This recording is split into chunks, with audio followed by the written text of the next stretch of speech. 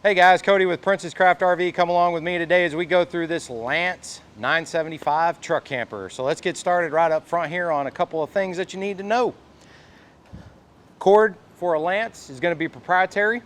It's going to be this round pin connection here. This is going to run all your lights on the truck camper, as well as the charge line to the batteries on the truck camper. So your truck does have to have the corresponding connection put in the bed of the truck for this to plug into. The Lances are now equipped with the Happy Jack 4820 power jacks, electrically driven, so very easy to operate. It's all remote control. But if you do lose power to these, or the motor fails for some reason to manually crank it, you're just going to pop that little cap off. You're going to flip this lever to the down position. You're going to put your crank handle in there, and you are going to crank it as needed, whether it be up or down. Moving down the side of the slide out here, the refrigerator is in the slide out on this unit. So let me show you a couple things behind here. Don't store anything in here. The refrigerator does need the proper amount of ventilation to operate correctly. But just a couple things, you do want to get in here and clean it out, make sure there's no bugs building nests or anything else like that in there. Power cord over there on the left. This is going to be your burn chamber here. You can flip this little door up right here and you can look and see if there's a bug nest or anything in there, and also check your pilot. And then you have a manual shutoff for the gas valve right here. If you do need to shut it off, you can just turn that where the line is running up and down to the valve. And last thing I do like to show people is this is going to be the primary control board for the refrigerator. If for some reason you're working remotely over the phone with somebody, you may need to gain access to that to check things. So this cover here, you're just going to put the 4 tabs in at the bottom and then slide it in and make sure the top pops in on both sides. And then you want to make sure that you turn these and make sure they actually lock, that this doesn't pull off. If you don't do that, this will blow off as you get going down the road. You do have an upper vent as well. Again, make sure you're not covering it or anything like that. That is for ventilation of the refrigerator. This is going to be your battery storage compartment. We're going to find 2 batteries installed in here. From us, they will be just standard wet lead acid deep cycle RV batteries. So they do need to be pulled out periodically, check the water level on them, and top off with distilled water as needed. Now they do have some straps in here that go around that are very easy to use and all of that as well. If you are going to remove your batteries, I recommend taking a picture with your phone just to make sure you get everything hooked back up correctly. Now these are held open with a magnetic catch here, so the door you just push it up and it stays. And when you shut it, it's going to be a thumb lock and a key lock to keep it closed. This is going to be a storage compartment for the slide. In the slide, it's just a storage compartment. That's all you've got there. Again, held open with a magnetic catch and a thumb lock and a key lock to close it. Now the slide is also equipped with a slide topper, which is a great way to keep debris off the top of the slide. But you're still going to want to get up there periodically and look underneath it and make sure that there's no sticks or leaves or anything like that that may be going back and forth with the slide that may cause damage to the seal. Now your rubber seals that go all the way around the slide are going to be these thick rubber seals that go all the way around. You are going to want to treat those with a rubber seal treatment to make sure that they stay pliable and continue to keep water out of your camper. Now as far as the slide system on this, it's actually mounted underneath. And what you're going to want to do here is use a slide lubricant on these, and you'll run the slide in and out a few times to transfer that lube to the gears within the camper there that you can't see. And that way everything stays lubricated and working as it should.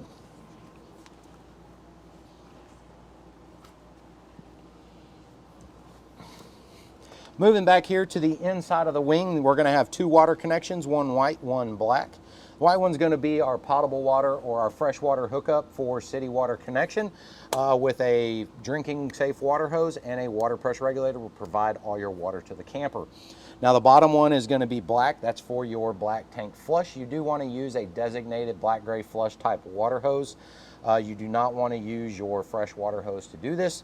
But you'll hook your flush hose up to that, hook it up to the hose bib, turn it on, make sure your black dump valve is open and your sewer hose is hooked up and everything, and let it run for about 5 to 10 minutes, and it's a good way to rinse your black tank, keep everything working as it should there.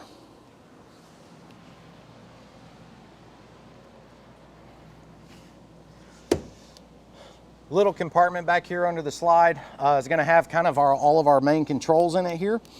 Starting up top on the left, we're going to find our liquid waste dump valve. That's going to be our gray water, or our sink and shower water. And then we're gonna find our body waste just to the right of that, which is gonna be just a toilet or a black water. We're gonna find our satellite hookup and our park cable hookups. If you're gonna run either of these externally, you'll have to make some other connections on the inside. I'll show you where those are. We're gonna have your battery disconnect switch. Anytime this thing is in storage, you're gonna want to turn that to the off position. And if the key can be removed, that means it is turned off. Anytime you're using it, staying in it, anything like that, you are gonna want it in the on position. Now we're also gonna have 3 drain valves down here. We're gonna have our fresh water tank drain on the left, our cold water, and our hot water low point drains. So anytime you're gonna store this up or not gonna use it for a while, drain your fresh water tank, make sure there's nothing in there. It's also a good idea to drain your low point drains, get any water out so it doesn't get stagnant. So draining these off whenever you're done camping is not a bad idea. I've also got your exterior shower here, hot and cold water. For mixing, and to use it, you just push down on this lever here. It's gonna lock down, water is gonna come out. To get it to stop, just push down on that and that handle will pop back up. Now, a big thing on these showers, make sure that you do shut these mixing valves off whenever you're done with your using the exterior shower. They can cause some water mixing and some hot water issues. You may get lukewarm water versus hot water. Also, when you winterize, don't forget to winterize the outside shower by running the antifreeze through it. Since it is exterior, it can be a prone freeze point. So underneath this wing is where our sewer connection is going to be. So right here is going to be our sewer connection. You're just going to pop the cap off, hook your sewer hose on there with the bayonet fitting, and run this over to your dump. And these 3 clear hoses right here will be your low point drain hoses. Okay, moving around to the back of the camper here. A couple things. It is equipped with a rear patio awning. It's got a switch on the inside to run it in and out. It's got an LED light. Really nice awning. Does a great job for giving you some shade and some cover.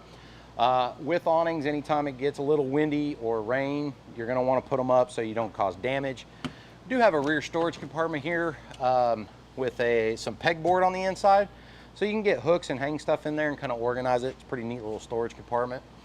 Just has a slam latch on it with a key lock. This little port right here is going to be the manual slide port. So if your electrically driven slide will not move in or out, you can put your manual crank rod in right here and crank it in and out. Now there is a switch on the inside. I'll show you when we get in there that does have to be flipped in order to do that. The bumper on this is equipped with a pull-out tray that you can use to store your sewer hose in. So if you just use a coin and turn that little arrow right there, you're gonna find this pull-out tray here. This is a great place to store your sewer hose so you don't cause any damage to it or anything like that. And then it just slides back in there. Close that. Don't forget to turn it down again. You do want to make sure it's latched, or this could slide open and you'll lose your sewer hose. When it is in the latch position, like that, so it won't open. Now with truck campers, you have to move the license plate from the rear of your truck to the rear of the camper, so as you're going down the road, the police can still see your license plate. You do have a roof access ladder. So you do need to get up on your roof and then periodically inspect all the seals and sealants up there. Make sure you don't see anything suspicious, any tears, anything like that. You do want to do a good inspection. Most manufacturers are going to say every 90 days. If you see anything suspicious, it's probably a good idea to maybe take a picture of it, send it to your service department and see if they recommend any action on it. Now this ladder can be stored in the up position, so you can gain access to the exterior generator here. So getting into the generator, again, we're going to have a thumb lock and a key lock. Inside you will find your Onan 2500 LP generator. You can start this thing from out here. If you, again, use a coin, you turn this little latch right here. That's going to allow you to pull this cover off. And inside we will find some servicing. It's going to be your air filter inside this box right here. You just pop these 2 tabs and open that up, replace it as needed. Start stop switch down here. If you push it down, it's going to prime it and you'll see the light here start to come on, and once it comes on you should be good to go. Then you're just going to push it to the start section. It'll be the same thing on the inside, but I'll cover that with you in there as well. I do recommend reading your Onan owner's manual and following their service recommendations. Over here on the side without a slide, we are going to find your propane compartment. It's got propane on the door. It's got 2 thumb locks, no key locks on this for safety reasons. And the door just opens. It is held open with or held from flopping too far back with a cable there, so don't overstress it. Inside, two 20-pound propane cylinders. These can be refilled or exchanged, whatever works best for you, but let's go over how to remove them and operations of them. So to remove a cylinder, first thing you want to do is make sure your service valve is closed. Go ahead and remove your service hose from it, and then we can undo your clamp here. And the clamp can be a little tricky on these because they're very floppy, but you got to work this cylinder out of here and get it out just like this. Now the cylinder again can be refilled or exchanged, whatever works best or is available to you. Just remember, anytime you're transporting a cylinder like this, it is in the upright position. Whether you think it's empty or not, it needs to be in the upright position. Now putting it back in is going to be just the opposite. We're going to have to kind of get our clamp here, our bands out of the way, and our hose. Kind of fish this thing back in here, slide it in.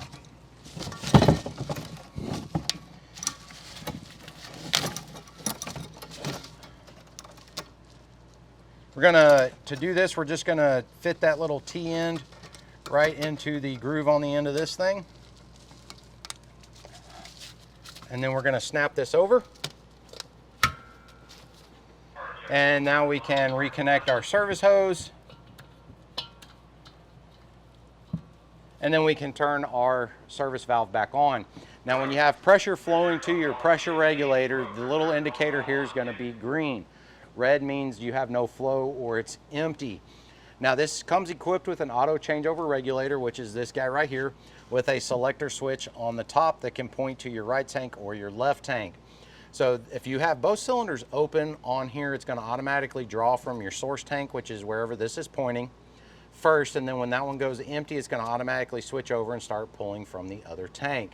Now we do recommend running this in what we would call a manual mode, where you leave one cylinder on, one cylinder off. So the way it's sitting right now, it's pointing to this cylinder. We would keep this one on, keep this one off. When this one goes empty, we know it's empty because whatever we're trying to use won't light on propane.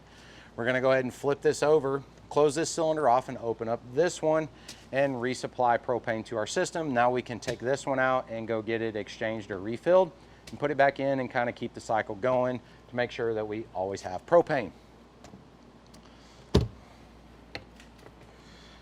Below that, you will find a little storage compartment. Now this one is held open with this magnetic catch here that's on there. So you can again keep that open to put stuff in here for whatever you'd like. Generator exhaust coming out right down here, so make sure you keep that in mind whenever you are doing things over here. We do have a couple of speakers over here on the side, and furnace exhaust. So this is going to get hot anytime you're using your furnace. So just make sure that you don't burn yourself or anything like that. Should probably do this over because I'm tucking my shirt in as I'm saying this. That's going to bring us to our dometic furnace exhaust. This is going to get hot anytime you're using the furnace, so don't cover it or block it or anything. Watch out for little hands or your own hands. Don't get burned when it is running. Insect screen over this is a really good option to keep flying insects or dirt daubers out of here from building nests that can cause operational problems. We do have a vent hood vent up here. It's going to have these two little tabs right here to open it up. If you're going to use the vent hood over the cooktop, you do want to make sure that that is open to allow proper ventilation. Just don't forget to snap it back shut whenever you get ready to travel so it stays there. This little compartment here, thumb lock, key lock. Inside you will find access to your water pump and your bypass. I'm sorry, not your bypass, your winterizing valve for winterizing the unit, as well as some electrical and ductwork and all kinds of cool stuff. But a couple things in here. It's going to be your water pump. It's got a filter screen on it. Right now it's in the winterize mode. The valve is pointing to the up position, which is going to allow suction through this tube, which is what you're going to put into your RV antifreeze. Turn your water pump on and it's going to suck the antifreeze into the system, and you go around and run all your faucets, showers, everything like that until they flow pink, and that's basically how you winterize a Lance camper. Now if you want to put it into normal use, you're going to turn the valve this way. You can see here it says normal, winterized if you forget which direction it's supposed to go. This is going to allow the suction to pull from the fresh water tank and provide fresh water to the camper. which is going to bring us to our freshwater fill. So if you want to carry freshwater on board in the freshwater tank, you're just going to pop this cap off, put your water hose in here. If you want to fill it up completely, just put it in there, turn the water on until it backwashes out. It's going to be completely full. If you want to limit how much you're carrying, watch your monitor panel on the inside and carry what you want. Which is going to bring us to our 6-gallon gas electric water heater. There is a drain plug that goes in this bottom left corner here. It is a plastic or nylon style plug. I do highly recommend keeping a couple of extra on hand just in case you strip it out as you remove it, because it is a good idea to pull that out and drain it off anytime you're not going to be using the camper for probably a week or two, so the water inside doesn't get stagnant. Burn chamber here, good idea to check it for bug nests or insects or anything like that that may affect the operation on the gas side, and just keep everything working as it should. Pop-off valve up here at top. You never want to dry fire a water heater, so you always want to make sure it's got water in it. I like using the pop-off valves. You just open this up. All you have to do is pull that lever up. If water comes out, you are full of water. If no water comes out, keep everything going until you get water coming out of that. Again, you can put an insect screen on this to keep insects from getting in there and building nests. Underneath the hangover section right here, we're going to find an exterior 110 outlet. And back here in the corner, we do have a exterior propane port for hooking up to an exterior grill or a campfire, something like that. It's going to be a quick connect fitting in here. You're just going to push the collar up, hook your fitting into it. Once it's connected, then you can turn your gas valve on there. And that's going to also keep you from disconnecting that, so that does have to be turned back to the off position before you can disconnect. Now this side is going to be equipped with a Carefree Latitude awning. This is a fully automatic awning. I'll show you how to use the switches on the inside. It auto retracts if it gets too windy. It's got some cool features. It's got some Bluetooth features, things like that. So check out the owner's manual on that thing, but I think we've got everything covered on the outside. Let's go check out the inside. All right, so like I said, the jacks on this are electric. They're going to be happy jack, and they're going to use this remote right here. So to get your jacks all started, you're going to push these 2 center buttons first, and then you're going to push the 2 top buttons, and that's going to wake up the receiver board, if you will. Now this remote is labeled left side, right side. This is as if you're sitting in your driver's seat of your truck, where this is left side is driver's side, right side is passenger side. Now the center 2 buttons here will run all 4 jacks together, and then these are your front jacks and these are your rear jacks. Now you can run fronts together, you can run rears together, you can run sides together. You cannot run across the camper or caddy corner, if you will. So you can do all 4, you can do fronts, rears, or sides together. Make sure the front of the camper stays higher than the rear of the camper when you're raising and lowering. You don't want to get into a tip over situation. Now the accessory in out up here at the top is going to be for your slide. That's how you're going to run your slide in and out. Now if you do have a problem with the remote, communications, anything like that, you pop this plug off. It's going to be a phone cord. It's going to plug into this jack right here at the entry door next to your pull-out garbage bin. And that will help you bypass maybe some RF interference or anything like that. So coming in the door to the right, right here is that pull-out garbage bin. That can be removed and taken out to throw away. These all have the soft close guides on them, so they do close nice and easy. We've got your key hanger here, and we have a handful of switches. Let's start right here with our exterior lights. These are all going to be considered your patio lights, if you will, left, right, and rear. And they are all 3-way switches, and they are either clear, off, or amber in color is how those are going to work. This one here is going to be your main entry light, which is right here overhead coming in the entry door. So you can just flip that on and get some light coming into the camper. And then we're going to have our docking lights, which are going to be the 2 big clear lights on the back of the camper. And then we're going to have your backup camera switch. So the unit is equipped with a backup camera or a observation camera. This switch does have to be in the on position for that to operate. Now moving up top to our right is going to be our awning switches. The one at the top is going to be our big awning on the side of the camper. You can see it's got an on-off switch and then an extend retract a switch. So this does have to be to the on position, and then all you have to do is, if you want to extend it, push the extend button one time. It's going to go all the way out on its own and stop when it completes its travel. Same for retracting. Just make sure that there are no obstructions in the way. And as long as this switch is in the on position, if it gets too windy, it's going to automatically retract up to the camper. And don't forget to store it before you hit the road. The switch next to it that says awning light and is backlit in red is going to be the LED strip that's on the awning. And then below that, we will have your rear awning switch. Now this one does have to be held to run the awning either all the way in or all the way out for travel. And then again, another awning light switch for an LED light that runs along that. While we're up here, we're going to have your Onan remote start switch for the generator. Again, if you push this down, that's going to be your prime button. You can see when the amber light comes on there. Once it gets all good and ready to go, you'll push that up to the start and hold it down until everything gets going. And then we have got your hour meter. Next to our remote start switch is going to be our convenience center. We're going to have our tank levels and our battery checks here, which will light up our LEDs corresponding here.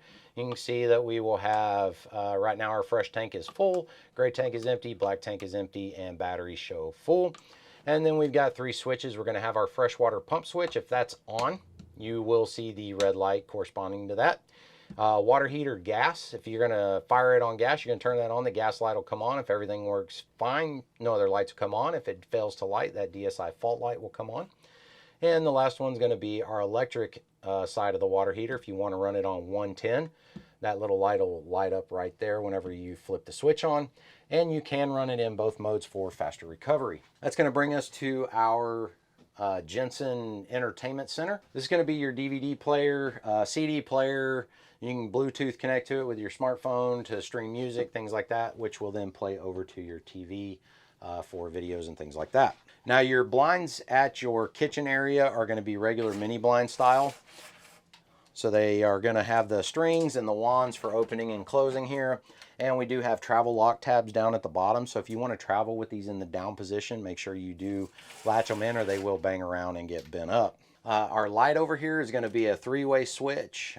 Left and center are off, so right's the only on position for that. That is completely normal. Now all the window openings in these are going to be crank style. You just flip this little paddle out right here, and then you just rotate these until they stop, and that's going to crank them all the way in and out. Very easy operation. Now the cabinet latches on these are going to be these push styles. They're kind of hidden. Just make sure whenever you open and close these that you push these, don't slam them shut. It'll knock them out of alignment, and they can be a bit of a difficult to get all realigned if things get bent. So just push them when you open and close them.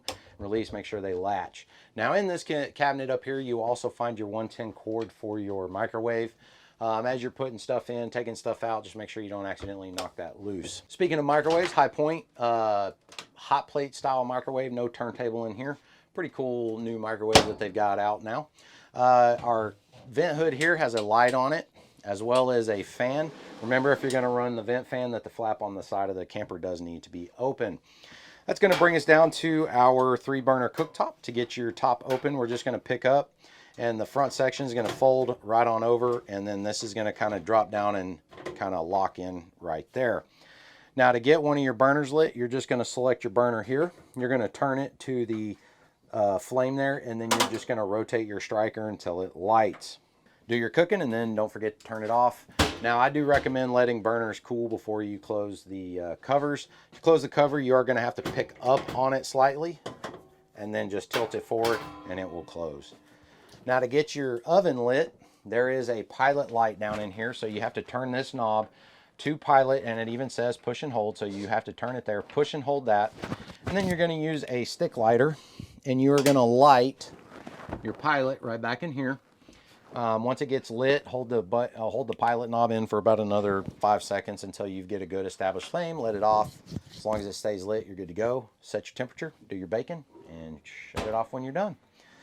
It's going to be a few of these around the camper. These are going to be your furnace ducts or vents. So this is where all your heat's going to come from, and this is going to be your fresh air return for your furnace. So don't block that off if you are using your furnace. Under your sink, just storage down here really. Now Lance is getting really big on these waterless P-traps here, so no water is caught in a P-trap. It's kind of like a sock inside of a tube, if you will. So if you do get any kind of plug, drain plug or anything like that, you cannot use a plunger on these. It will actually cause that sock to either suck back into itself or cause damage to it where it no longer works correctly. And that is what helps control tank odors and things like that from coming back up. So keep that in mind. So this unit is also equipped with Go Power Solar. So this is going to be your charge controller as well as your monitor panel for your solar. You can see here it tells us that battery voltage. There's some other screens that you can cycle through on here for amps and charge percentages. If you install an inverter, you can turn it on and off from here. You can do a boost cycle, which overrides some settings in here to allow a higher voltage input to your batteries for a shorter period of time to kind of top things off before night. And then we also have a USB charge port here. Just pop that cover off, you can plug right into it. These are also Bluetooth equipped, and Go Power has an app where you can kind of check things out and see what's going on with it there. Pull out spice rack, you can put all your canned goods on here. These shelves can be adjusted slightly for different size cans, things like that. There. A couple of pull out storage drawers here. And down here we have just a little corner storage. All right, let's finish up here in the back section there. We do have your big skylight back here with a shade on it for light control. Now you will see that Lance does have snaps all around their roof vents and skylights. These are for their 4-season shades that snap on to help for temperature control in hot and cold weather. They can be used either time to help with temperature. Our dometic vent fan here just cranks up. It's going to have a 3-speed setting over here or off, whichever you choose. And then we also have a thermostatic control here, so it can turn on and off based on temperature. These also have a lid switch that's up there on the top. We have seen those stick periodically that can cause the fan not to come on whenever you open the lid. Sometimes you may have to go up on the roof once you get this opened up and kind of thump that switch to get it to open up. The dinette on this camper is going to have a light dimmer over here. This is also going to be your on-off switch for your dinette lights. The windows over here are going to be crank style, just like the one in the kitchen. We do have a charge port or charge station back here with a 12-volt outlet and 2 USBs, as well as a GFCI outlet for 110. And we do have the projector style shades in here. So these are going to be, this is going to be kind of your day shade here. So it's going to be light dimming, but not completely darkening. If you want to darken them out, you'll just pull the other one down, and that will be your light blocking shade there. And it'll also be your privacy shade at nighttime so people can't see in. Now, like I said, these are projector style, so to get them to go up, you just give them a quick little tug and they release and travel back up. Now, your dinette here also makes into an optional bed. So let's show you how to do that. I like to pop my cushions out of the way first. Now underneath there is going to be a little lock bar that you do have to flip down. So you do want this pointing down right now. And then we're just going to push kind of right in the middle of the table down until we get all the way down. And then we're going to reach underneath and we're going to put that lock bar back in place. And then we can take our cushions here. The bigger cushions are going to stay at the backs, and our smaller cushions will come to the middle and fit in there snugly as such. Now putting them back up to the dinette position is going to be just the opposite. We're going to pop our cushions back up. Again, we're going to reach underneath and open up that lock bar. Just grab right here underneath and lightly and slowly pull up until it comes all the way up, and then we want to lock this bar back in place. Now, if you're curious if this is actually latching, you'll see the groove under here where it goes to make sure it's actually there, because if it doesn't get in locked in when you lean on it to eat or anything like that, it may travel in the down position on you. Now, Lance cushions are kind of cool. You can flip these around for different profiles. You can have this full side here, or this side has kind of your leathery feel to it on this side. So you can use these however you see fit. Flip them around. Pretty cool. The 2 storage drawers in the dinette pull out. They do have locks on them. It's just this push button right here. You're going to push it. It's going to pop out. And that's going to allow you to slide open the drawer. When you close it, go ahead and lock it. You definitely don't want to forget that when you hit the road, these drawers will slide in and out.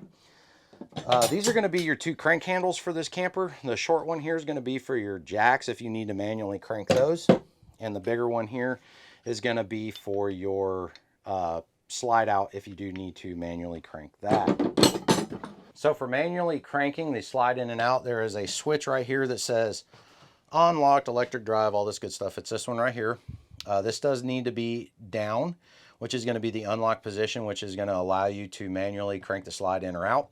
Once you get it where you need it, just flip it back to the up position. Also at the entry door to our left is going to be our fire extinguisher. Biggest thing with this, there's a little green button on top. You want to push that down periodically, make sure it pops back up. Just kind of makes sure that you still have pressure in the cylinder so it works as it's supposed to. Our Jensen TV here, so this can swing out, this little pull strap right here. Just pull down on that and that's going to allow your TV to swing out. There are some things back here that you need to know, as well as being able to angle this to the bedroom if you want to use this TV to watch or to angle it to different positions.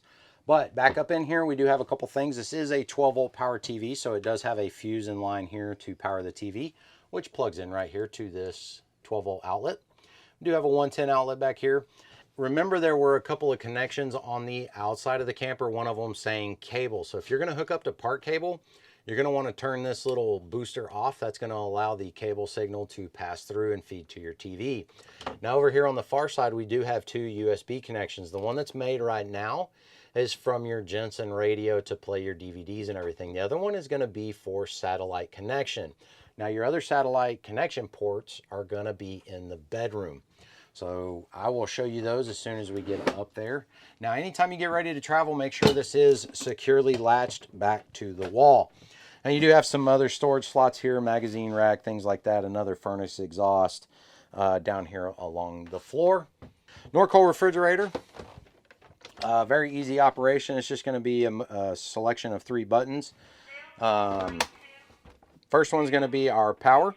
Just going to push it, everything's going to turn on, and it's going to select whatever the last source was that you had it on, and you can rotate through your power sources by pushing the mode button.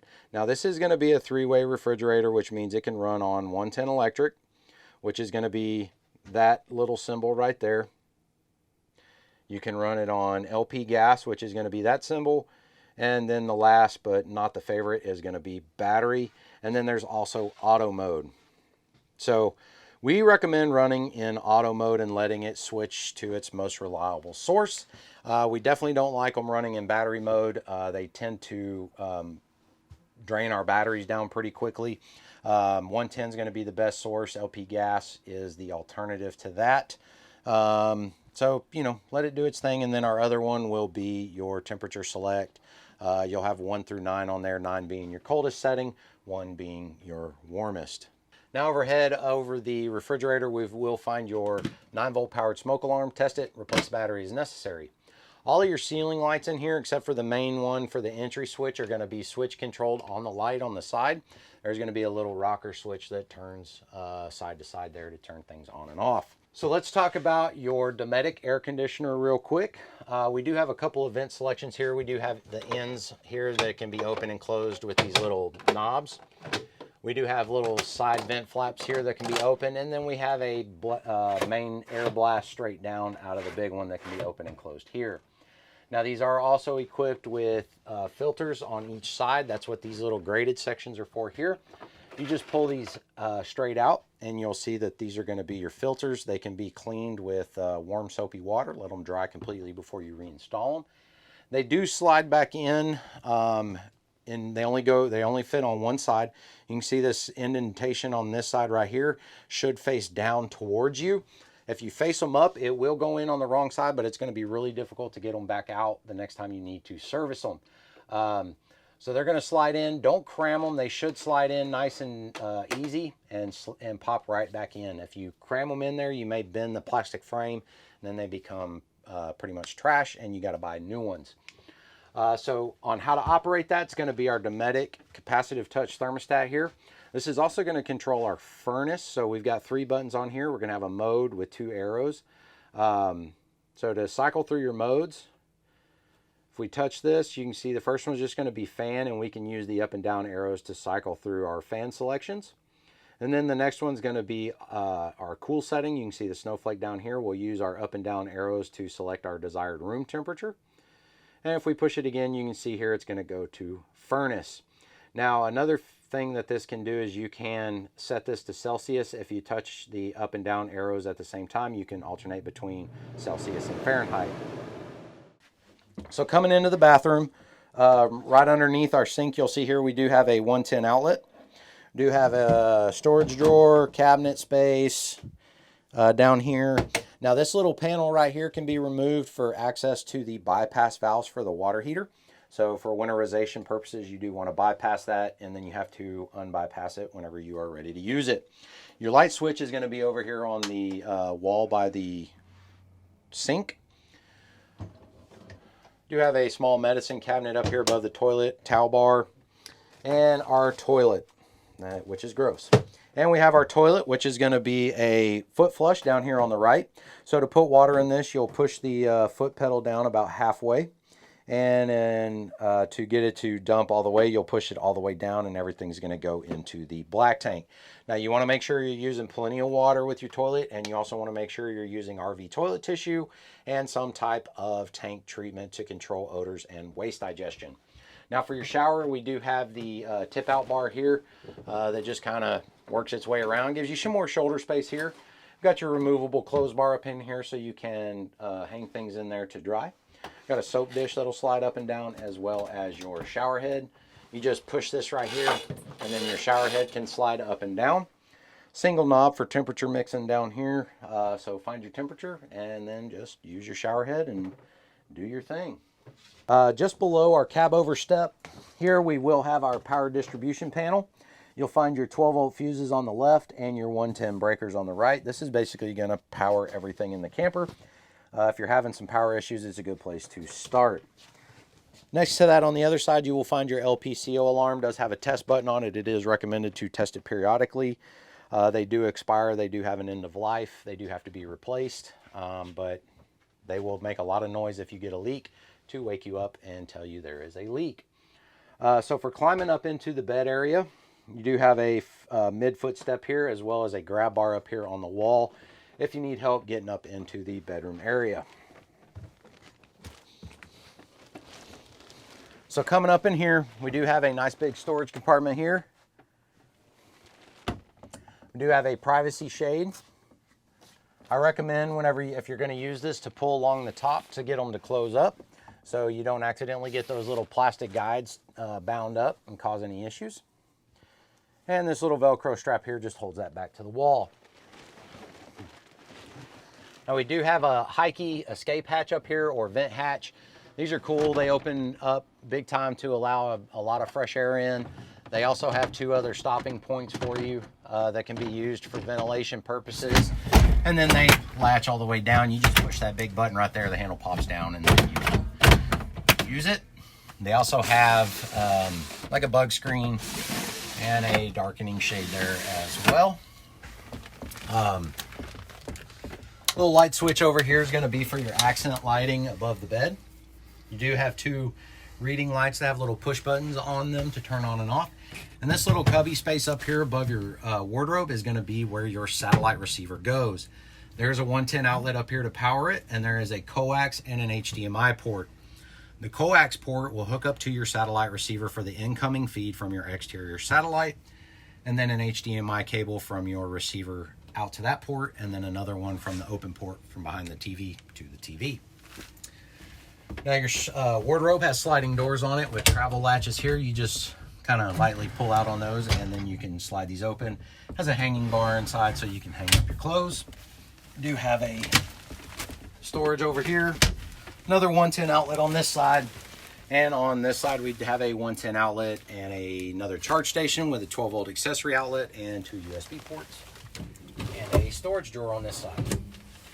Now the other window that's going to be different in this camper is going to be this one. It's going to be our fire exit window. So this screen's just going to pop right off. You're going to lift this handle out, and then you can push this window out. Now you can prop it there for ventilation.